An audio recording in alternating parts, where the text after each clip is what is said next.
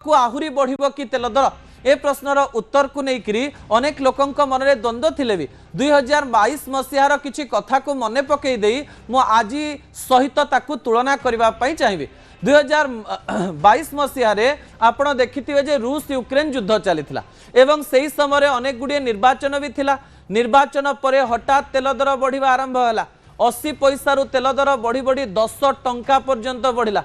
सही समय कहगला जे मध्यप्राच्य तेल आसुची किंतु रूस यूक्रेन युद्ध पाई तेल दर धीरे धीरे बढ़ी बढ़ी चली।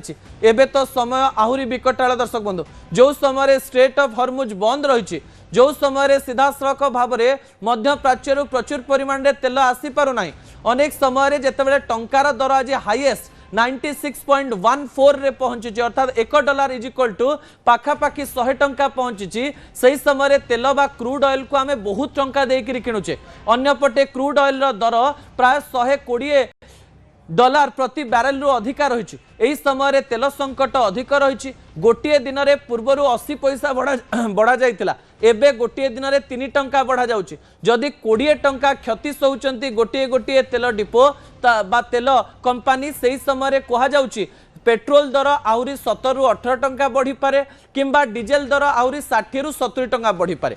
किंतु एई कथा पछरे संपूर्ण सत्यता नहीं बोली किछि डीलर कहउचंती, कारण सरकार चाहिए जे लोक बेसी असुविधारे न पड़ंतु। जदि 3 टंका बढ़ी ता बढ़ी बढ़ी 10 टंका बढ़िबो किंतु अधिक बढ़िबो नाही।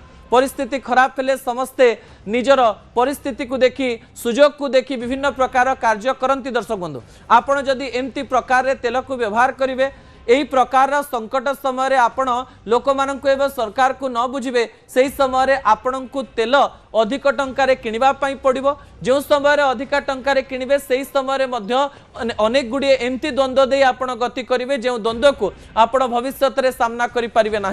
सरकार एवं प्रशासन को अनुरोध, जो समय लोकंक पाखरे संकट रही सत कथा एवं सठिक कथा तांको पाखरे पहुंचेबा पई चेष्टा करंतु। आपणक पाखरे पुलिस रही, प्रशासन रही, तेल को नहीं जो प्रकार एक भिड़ जमुची ताकू किपरि नियंत्रण करा जाई परिबो एवं जनता को मध्य अनुरोध, खाली टारे भिड़ जमांतु नाही, प्रचुर तेल रही। काली परदिन गले मध्य तेल मिलिबो, काको असुविधा रे पकांतु नाही। समय